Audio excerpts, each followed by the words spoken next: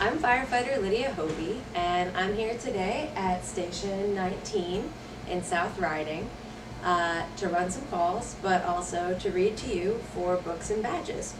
Today I have a book called Stop, Drop, and Roll by Margery Cuyler, illustrated by Arthur Howard.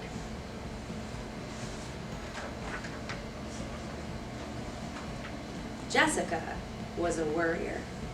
She worried morning, noon, and night. I worry sometimes too. I wonder what she worried about. She worried about her spelling homework and learning new steps in ballet class and remembering to fill her dog's water dish and waking up in time for school.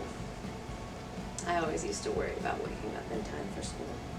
Look, she's got 3 alarm clocks. She should be okay.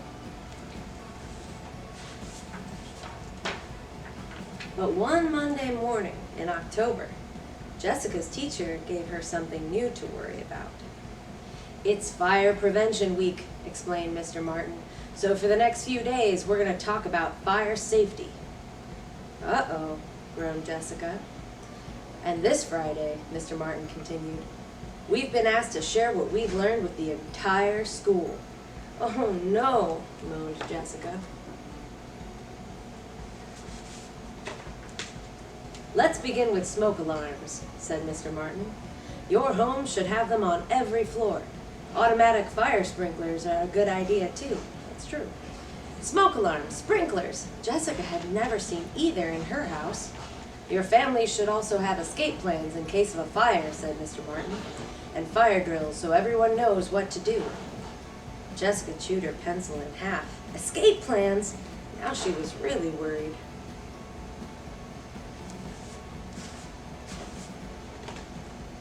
That night, Jessica announced, "There's a big problem in this house. We have no smoke alarms and no sprinkler system. We don't even have an escape plan. If there was a fire, we'd be in trouble." Her mother puckered her forehead. "I remember buying smoke alarms, but I guess we never got around to installing them." "And we talked about finding someone to put in the sprinklers," added Dad, "but we're always too busy to make an appointment." "And what about extra batteries for the alarms?" reminded Laura. "Yeah," said Tom, "we need to keep more batteries around here." That's some family dinner. The next day, Mr. Martin wrote some fire safety rules on the blackboard. "Never play with lighters or matches. Keep electric heaters at least 3 feet away from things that could burn. Keep extension cords away from doorways and from being pinched by furniture. A professional should check the chimneys and furnitures in your homes each year." Blah, blah, blah. Mr. Martin went on until Jessica had to cover her ears. She'd never be able to remember so many things. Oh, look, here's all the things she has to remember. Look, matches are put away. The extension cords shouldn't be being pinched. They got 3 feet between the electric heater and other things. There's a professional checking out the chimney. Illustrations help. At dinner, Jessica asked, "Have we ever had our chimney checked?" "Yes," answered Dad, "when we bought the house." "But Mr. Martin said it should be checked every year," said Jessica. "The furnace, too." Dad sighed. "I'll put them on my list of things to do." But that didn't stop Jessica from worrying. She went through the entire house checking cords and smoke alarm batteries. And she had another sleepless night imagining things that could go wrong. Oh, look, at least she had some help with the smoke alarm. On Wednesday, Mr. Martin had even more fire safety rules.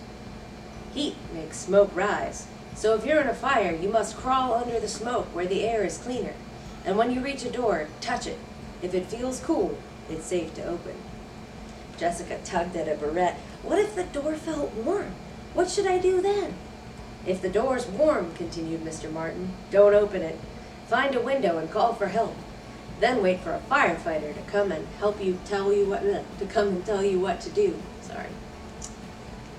I got distracted because I'm a firefighter. "And then there's one more very important thing you need to know," said Mr. Martin. "If your clothes catch fire, stop what you're doing, drop to the ground, and roll over and over until you smother the flames." Catch fire? Jessica had never been so worried in her life. "Stop, drop, and roll," repeated Mr. Martin. "Let's all say it 3 times. Feel free to join in at home. Stop, drop, and roll. Stop, drop, and roll. Stop, drop, and roll," chanted the class. All except Jessica. Her worries had twisted her tongue into a big knot. Stop, drop, and roll. Look, there's even little picture guides. When Jessica got home, she made her family have a fire drill. She rechecked all the electrical cords, tested the batteries and all the smoke alarms, and made double sure that there were no matches lying around. Afterward, Jessica felt a little better, but she still couldn't get Mr. Martin's word from the class right. Stop, slop, and troll? Mop, pop, and bowl. The harder Jessica tried, the worse she did.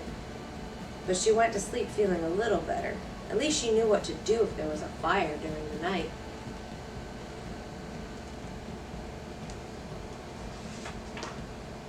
Then, on Thursday, disaster struck. Mr. Martin asked Jessica to demonstrate.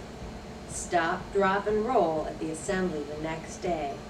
Why me, thought Jessica.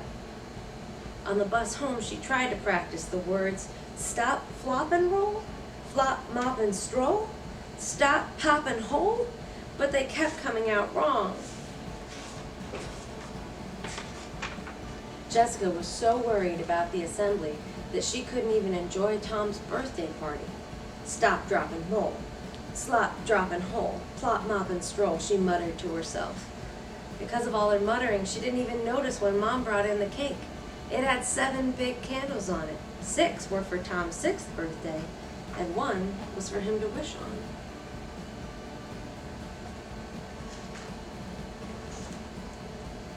And just as Tom leaned over to blow them out, Jessica looked up and saw fire. Stop, drop, and roll, she screamed. Immediately, Tom stopped blowing and dropped to the floor. But before he rolled, Jessica saw that Tom wasn't on fire at all. Jessica's worries had gotten the best of her. She was so embarrassed. False alarm, said Dad. Whew, said Mom, you gave me quite a scare.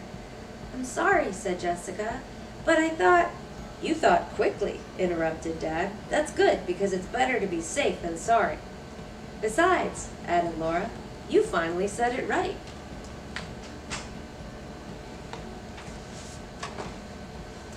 And that was the truth. Jessica had said the words right.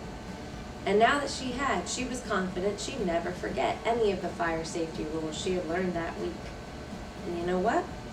She never did. Stop, drop, and roll.